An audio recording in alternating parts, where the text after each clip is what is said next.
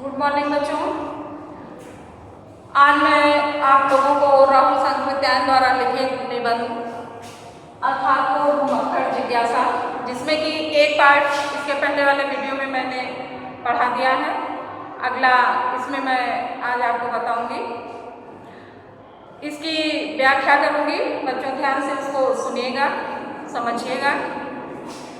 लेखक कह रहा है कि मैं मानता हूँ पुस्तकें भी कुछ कुछ घुमक्कड़ी का रस प्रदान करती हैं, लेकिन जिस तरह फोटो देखकर आप हिमालय के देवदारू के गहन वनों और श्वेत हिममुकुटित शिखरों के सौंदर्य, उनके रूप, उनकी गंध का अनुभव नहीं कर सकते हैं, उसी तरह यात्रा कथाओं से आपकी उस बूंद से भेंट नहीं हो सकती जो कि एक घुमक्कड़ को प्राप्त होता है। देखिए बच्चों, लेखक इसमें घुमक्कड़ी धर्म अर्थात घूमने का, यात्रा करने का कितना महत्व बताया है कि घूमने से, किसी चीज़ को देखने से, यात्रा करने से हमको जो अनुभव होता है वह किताबों में पढ़ने से ना तो वह अनुभव होता है और ना हमें उस रस की अनुभूति होती है, ना तो हमें आनंद की अनुभूति होती है। तो लेखक ने प्रस्तुत गद्यांश में यह सिद्ध करने का प्रयास किया है कि भ्रमण से प्राप्त ज्ञान पुस्तकीय ज्ञान की अपेक्षा अर्थात पुस्तक में पढ़ने से जो ज्ञान होता है उसकी अपेक्षा अधिक श्रेष्ठ होता है।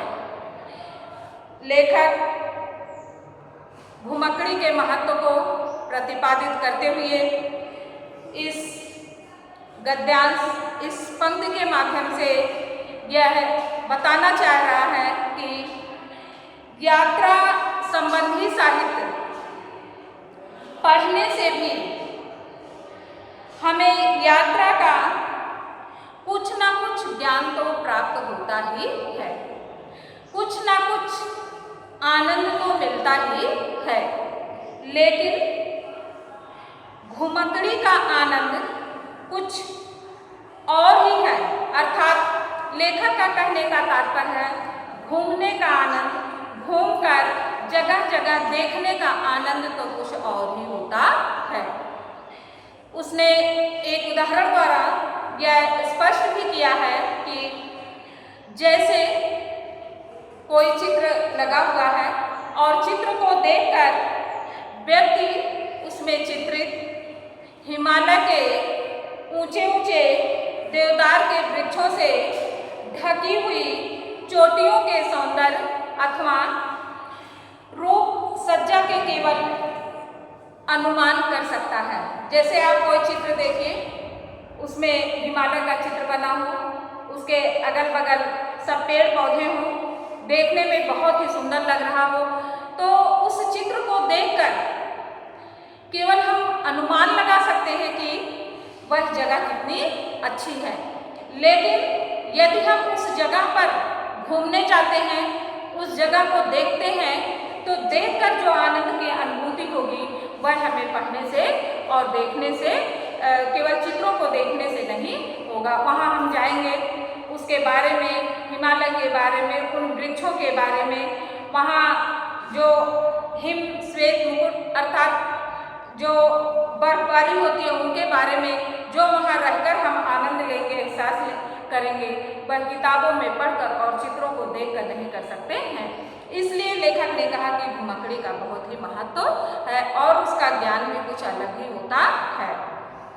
लेखक कह रहा है कि उसी प्रकार यात्रा कथाओं को या यात्रा कथाओं के अध्ययन से, जैसे किसी जगह की यात्रा का कथा किसी ने लिखा हुआ और हम उसको केवल पढ़ लें, तो अध्ययन से हम वास्तविक आनंद नहीं प्राप्त कर सकते हैं। यह आनंद तो एक घुमक्कड़ व्यक्ति को घुमक्कड़ी से ही प्राप्त हो सकता है। इस प्रकार से लेखक इन पंक्तियों के माध्यम से बच्चों ऐसा बताने का प्रयास कर रहा है।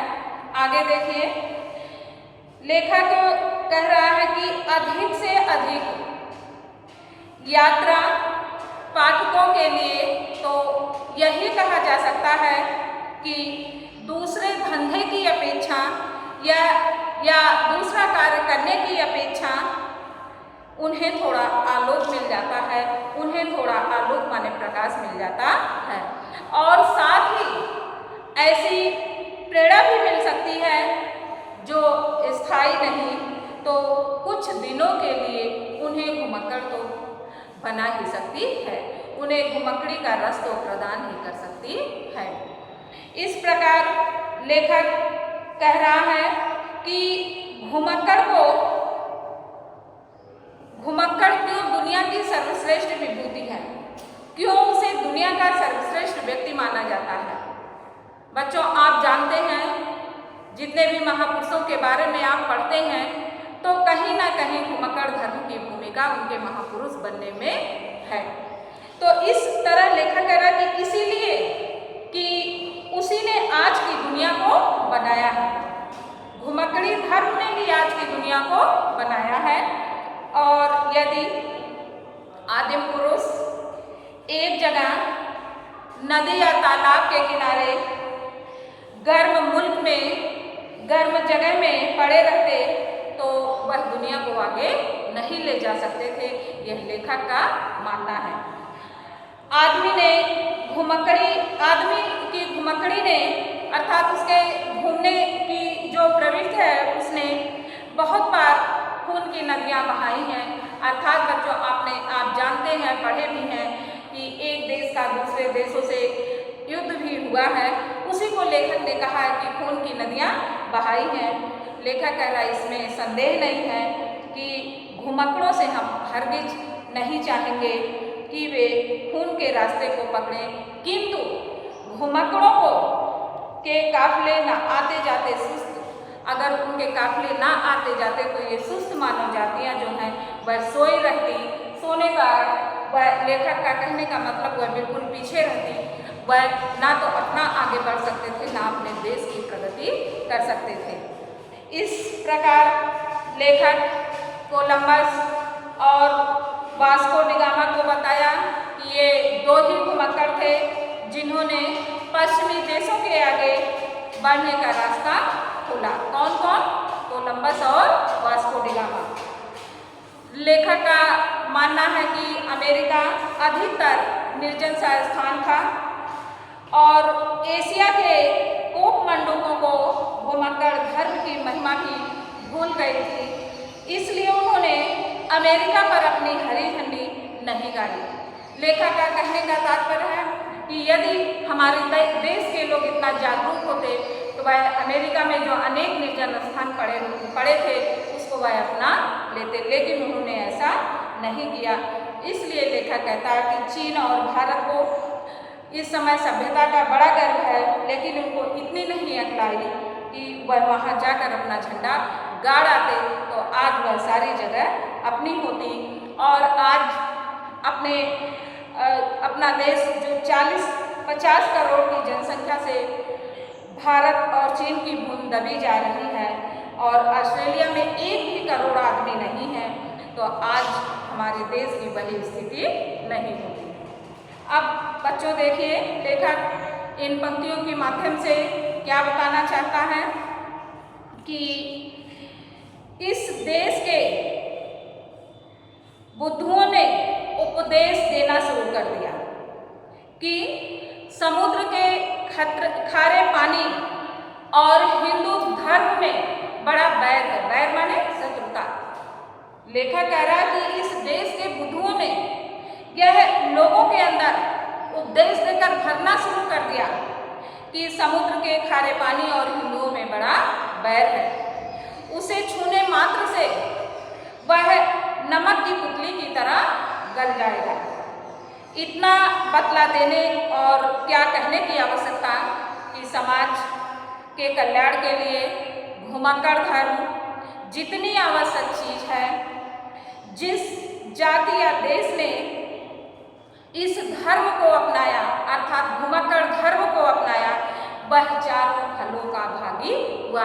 अर्थात लेखक का कहने का तात्पर्य है कि वह हर तरफ से आगे बढ़ता गया और जिसने इसे दुराया, माने इस घुमक्कड़ धर्म से जो दूर हुआ उसको नरक में भी ठिकाना नहीं।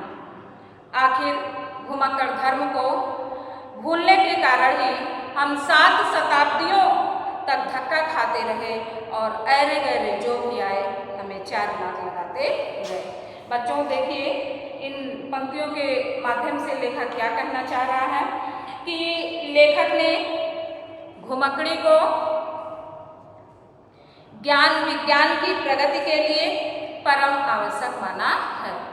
लेखक का मानना है कि यदि हम अपने देश में लोगों को ज्ञानी बना सकते हैं, विज्ञान को आगे बढ़ा सकते हैं, तो हमें घुमक्कड़ी धर्म अपनाना आवश्यक है। लेखक कह रहा है कि हिंदू धर्म में समुद्र यात्रा वर्जित मानी जाती थी। यह लेखक का विचार है कि हिंदू धर्म की यह संकुचित विचारधारा, उनकी छोटी विचारधारा ही भारत के पतन और पराधीनता का कारण बनी। इसी भाव की विवेचना करते हुए लेखक घुमक्कड़ी धर्म की प्रशंसा की है और कहा है कि प्राचीन भारतीय घुमक्कड़ थे, किंतु जब से हिंदू धर्म में समुद्र यात्रा पर बंधन लगा दिया गया, माने समुद्र यात्रा को रोक दिया गया, तब से भारतवासी कोपमंडूक बन गए और इन्होंने घूमना फिरना बंद कर दिया, यात्राएं करना बंद कर दिया। कि तभी यह विडंबना है कि समुद्र यात्रा को हिंदू धर्म में वर्जित बताया जाने लगा। और लेखक का मानना है कि समुद्र यात्रा और हिंदू धर्म में शत्रुता सिद्ध की जाने लगी। कुछ बुद्धुओं की वजह से लोगों के मन में यह भर दिया गया और इससे उनके मन में यह भरा गया कि हिंदू यह समुद्र और हिंदू धर्म में इतनी शत्रुता है कि वह समुद्र के जल को छूने से ही, उसको स्पर्श करने से ही वह गल जाएंगे। तो इस धर्म की धारणा के जन्मदाता लेखक कह रहा वह निश्चय ही मूर्ख रहे होंगे, क्योंकि घुमक्कड़ से देश और देशवासियों का उत्थान ही होता है, पतन नहीं। घुमक्कड़ धर्म देश एवं कल्याण का सर्वाधिक महत्वपूर्ण साधन है। जिस राष्ट्र, जाति अथवा व्यक्ति ने इस धर्म को स्वीकारा है, अर्थात घुमक्कड़ी धर्म को स्वीकार किया है, उसे धर्म, अर्थ, काम, मोक्ष उन चारों फलों का वह भागी हुआ है। इस प्रकार से बच्चों इस वीडियो में मैं इतना ही बताऊंगी। अगले वीडियो में शेष भाग में आपको बताऊंगी। धन्यवाद।